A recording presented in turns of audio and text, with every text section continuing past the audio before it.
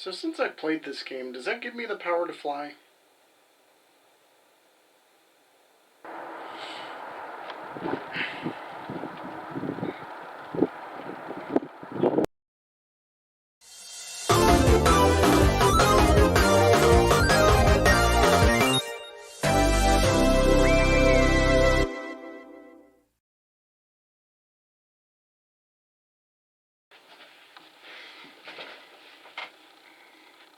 Before you ask, I know. Yep, I know. I'm just trying it out. It'll most likely be gone by the next video, but anyway. How's it going, everyone? And welcome back. We're flying high and reaching for the stars with another DC movie tie-in game. This time, we're taking a look at Green Lantern: Rise of the Manhunters. Geez, remember when Green Lantern got his time in the sun for a hot minute? He got his big budget film debut, he managed to get another animated movie about him, plus he was getting his own animated series the year after. We all know this song and dance, right?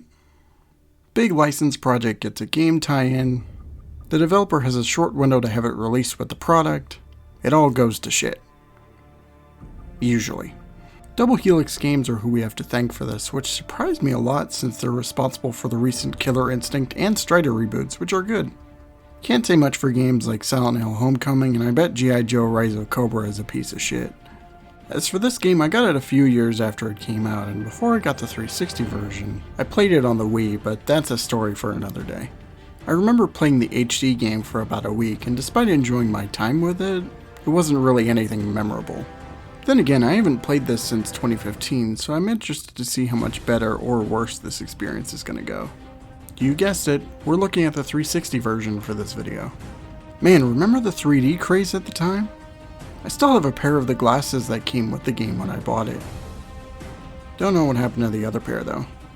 Yeah, because I don't look like an idiot with this fucking thing on my face.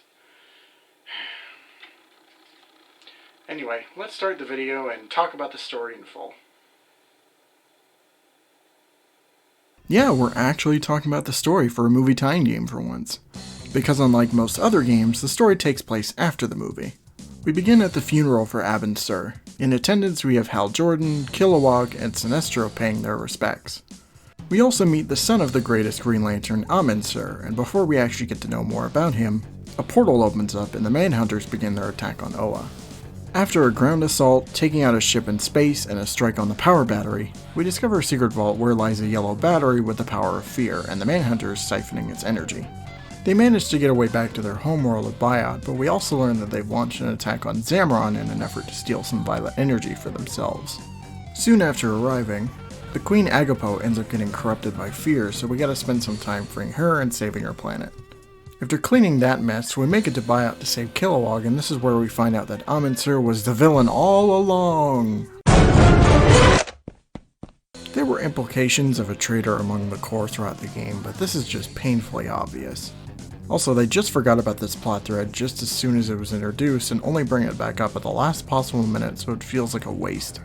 Anyway, we save Kilowog, kick Amin's ass, recite the oath, and roll the credits. Yeah, that's about it. How can I best describe the story to the best of my ability? Well, it's shit. It's bland, it's uninspired, and it doesn't do anything interesting with what's given. We don't even really get to know anything about the Manhunters aside from one piece of dialogue said in the opening cutscene. Also, may I bring up that twist again? It could have had some potential if they put more time into making it actually viable. Maybe we could have had hints towards Sinestro or even Kilowog being the traitor. It may not have resulted in much, but it could have been a way to keep you on your toes for the duration of the game. They somehow got Ryan Reynolds to reprise his role as Hal Jordan, and it's a weird performance. He randomly flip-flops between being into it and having some effort injected, and sounding like he's bored out of his mind. The rest of the cast do their jobs fine, like Kilowog, the one random Guardian, and even Steve Blum as Amin Sur. Sinestro, though? What the fuck is up with your voice? That could not be more true. Jordan, get back here, you idiot! Jordan! Anyway, let's transition over to gameplay. Combat is what you'll be doing for the whole game, so let's just start there. So you have your light and heavy attacks, of course, a grab with this claw thing, a block with this bubble shield, and a jump to take on airborne enemies. You have a dash attack with the right bumper, but I don't find myself using it much. Also, there's an evade with the right analog stick, which I use more for getting around the level than I do for actually dodging attacks.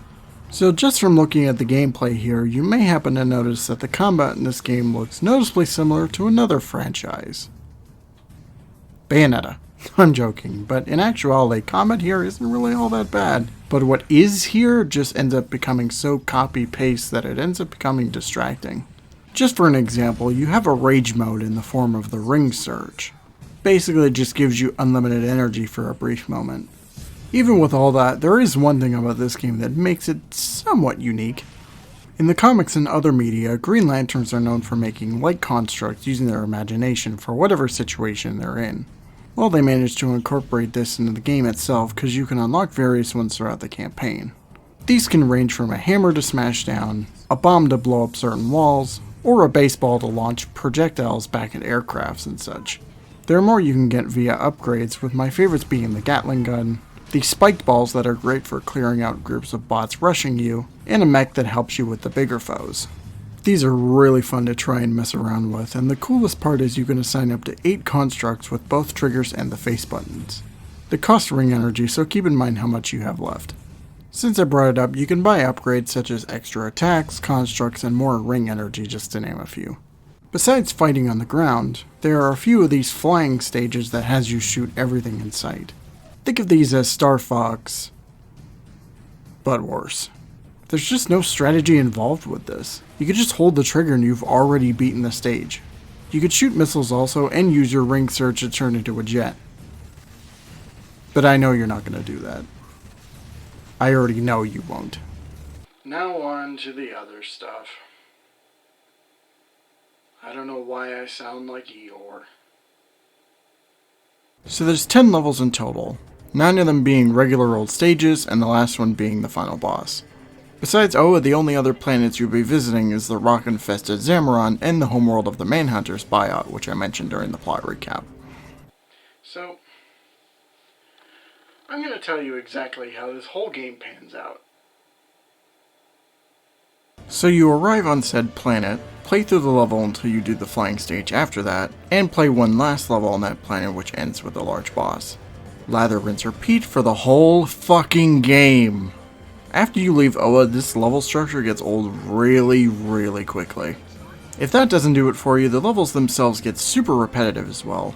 Firstly, they drag way too long, but all you do is beat up all the enemies, you jump to the next area, and the cycle repeats until you turn the game off. They try to throw a puzzle in every once in a while, but it's brief and you'll most likely fight something a second later. Since I basically marathoned the game, I'm still a little salty over that, so like I told you for X-Men Origins, take your time and savor what's there because the experience won't be as repetitive. Besides the action, there's collectibles in the form of these rocks you can destroy.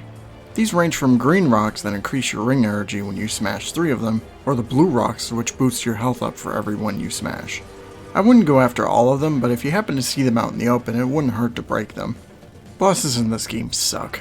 Not only do they take forever, but this is when the game gets its most difficult, and I know that sounds like a no-brainer, but the spike just comes out of nowhere. I hated the statue boss at the end of the Zamaron levels. What a bitch. Graphics are actually good. I don't have anywhere else to go with that. Music is forgettable and there's not much to add to this either. It's just background noise and I honestly couldn't hear much of it with all the explosions and buzzsaws going off everywhere. If you have a buddy around, you could play through the game together with local co-op with the other person controlling Sinestro. Speaking from experience, this makes the game more fun, so it's worth trying out at least. As far as extras, there's trailers to watch, but there used to be free DLC with this classic costume. It was on the marketplace along with Avatar outfits, but when researching for this video, this was the only image I could find of this skin throughout the entirety of the internet, so that's a thing.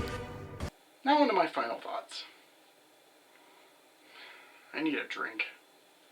Green Lantern Rise of the Manhunters is a solid time from a gameplay perspective, but its repetitive nature keeps it from being more than that. The combat mechanically works fine enough. I dig the constructs you can mess around with, and while I gave the flying stages some shit, I don't think they're all that bad either. They're short, so it helps. Besides that, the rest of the game isn't all that pleasant. The levels get old with the amount of battles you do, and despite the game being a little over 4 hours to beat, it'll feel like 8 when you're a quarter through.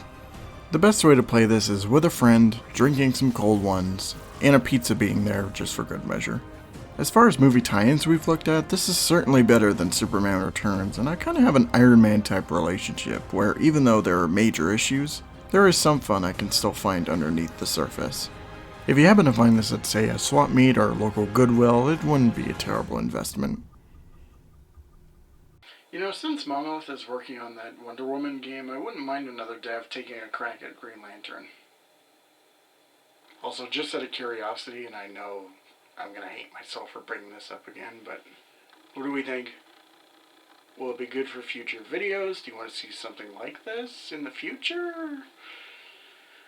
Well, let me know in the comments.